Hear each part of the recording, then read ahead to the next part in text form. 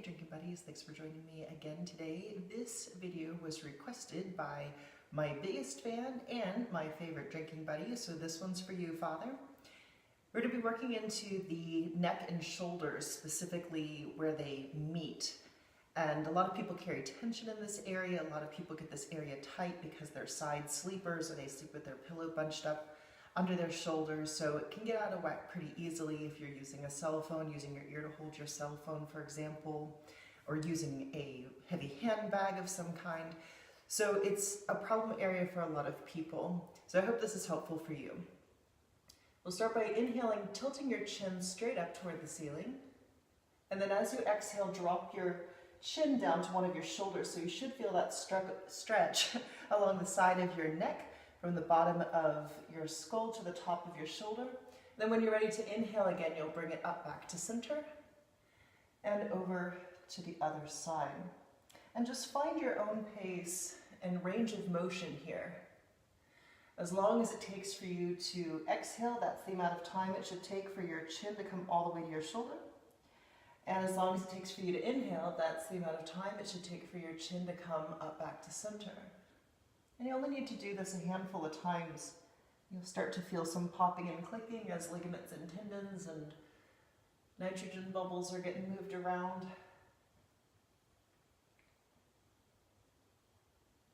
And the next time the chin comes to center, you can leave it there and exhale, tuck the chin to the chest. Now once you tuck your chin to your chest, the thing to do is to try to flatten out the back of your neck toward the ceiling as best you can. If you have ever had whiplash at any time, or if you have any kind of cervical disc condition, that's as far as you'll go. But if you haven't ever had whiplash and you can go further, you can do the following. You'll interlace your fingers above your head, gently press the hands down onto the back of your head. That should increase the stretch all along down the back of your neck, and you might even get it down in between the shoulder blades.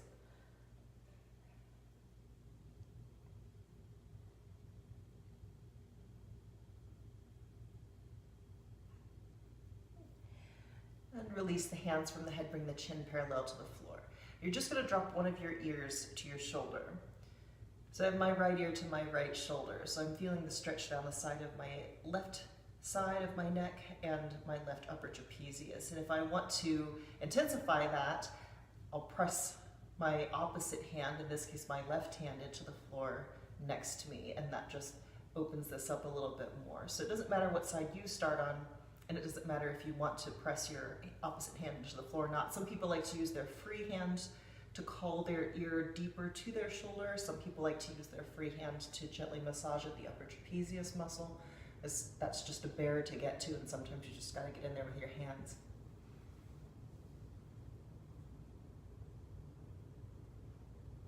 Good. We'll take this over to the other side, and you might find that one side likes to have the intensification and the other side is a little more tender. It doesn't like to have that, and so you'll make that judgment call each time you do this. Remember that as you're stretching, you want to keep your jaw loose. You don't want to clench your teeth, and you never hold the breath during a stretch. Always keep the breath deep and steady.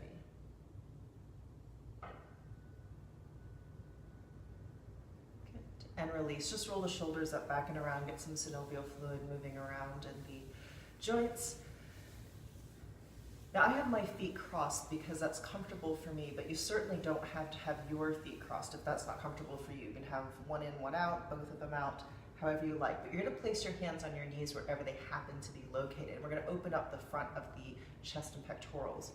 So you're going to sort of slightly twist to the side and dip your shoulder over your opposite knee. So it should feel like the inside of your shoulder is pointing at the inside of your opposite knee. You want to feel that opening right where your chest and your shoulder meet, and you really want to push into that as deep as you can. The mistake some people make is they try to move their hand off of their knee, or they will take their hand back, and that won't work quite as well. It won't isolate quite as well. So make sure you keep hands on your knees wherever they're located, even if they aren't crossed. So really to push and dig into that.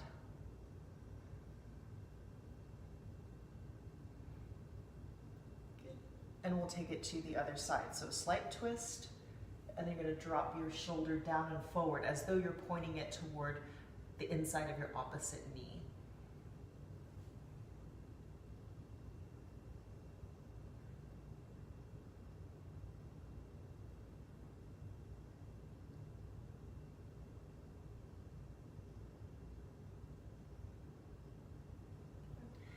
And up back to center. So I'm going to turn to the side a little bit so you can see what I'm doing.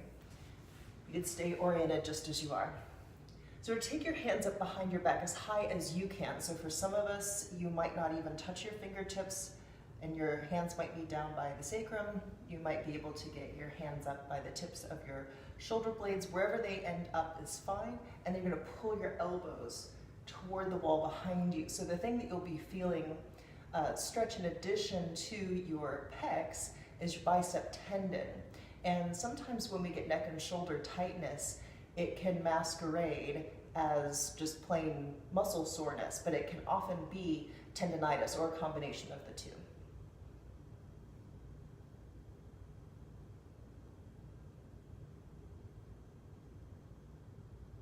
Good. And wherever you are on this, you never want to just release your hands. You always just let them fall and circle back around. Now this doesn't matter which side you start on. We're going to take your arm out in front of you and then across. You'll grab your wrist with your opposite hand and pull your wrist down and away from your body. And I tend to like to rest the heel of my supporting hand on my knee. And so you have your wrist pushing down and away, and you're going to pull your shoulder up and back. So it's this equal and opposite stretch that you've got going. I have my right hand being stretched, so I'm pulling down with my right wrist and up with my right shoulder. If I want more, I can drop my left ear to my left shoulder and get a little bit extra. You might feel this stretch along the curve of your shoulder blade or in between your shoulder blades. You might get it under the shoulder blade. There's a muscle there that's kind of tricky to deal with. And some people feel it more along the back part of the deltoid, and that's fine too. Good. And we'll take it to the other side. So out and across, down and away, up and back. The wrist is pulling down toward the floor, the shoulder is pulling up and back toward the ceiling. And you keep this push and pull the whole time. And again, this is my left hand and my left shoulder, so if I want more, I will drop my right ear to my right shoulder.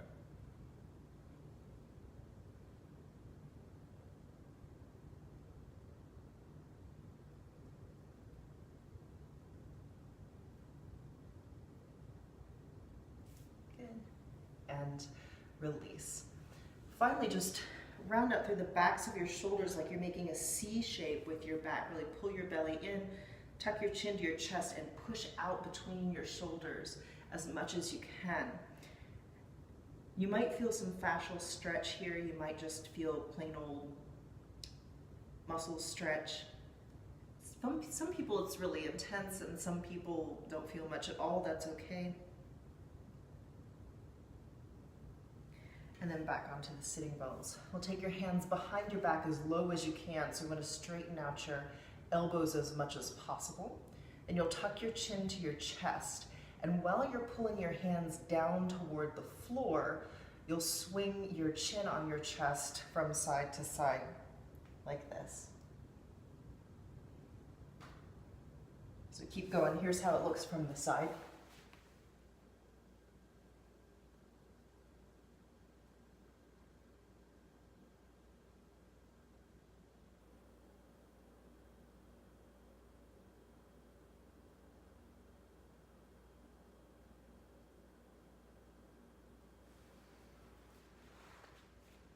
Good.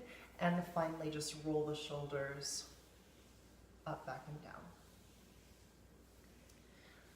As a bonus piece for this stretch routine, you may or may not like this one. It stretches out the front part of the neck, which gets a little bit tight with tech neck, or when you have a neck that sits forward. So if you have to do a lot of word processing or driving and you have your hands in front of you quite a bit, that can pull the chin forward and pull your neck forward, and that puts about 70 pounds of pressure on the cervical vertebrae. So a way to counterbalance that, get the head back in line with the rest of your spine, is to do this stretch. I learned this from a chiropractor, actually. So you get the fleshy part of the thumb and you put it on your opposite collarbone and you push in and pull down. And I like to support with my wrist. So it doesn't matter which side you start on. I have my right hand on my left clavicle. Then you turn your chin up and away from your hands. And then you're going to stick out your mandible. You're going to push out your bottom teeth like a bulldog, and you want to hold it for several seconds. So you'll feel the stretch right in here. So if you tend to clench your teeth, either in your sleep or when you're concentrating throughout the day, this one's a really nice one to take with you.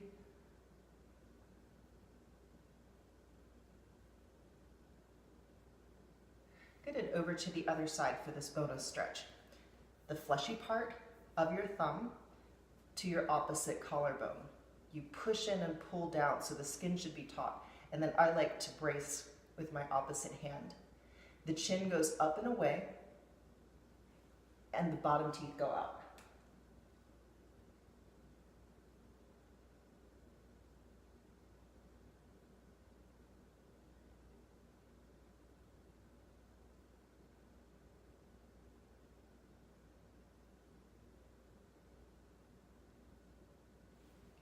And release. I hope this was helpful to you. You've got a full neck and shoulder stretch routine with a bonus front of the neck stretch to boot. Thanks for watching.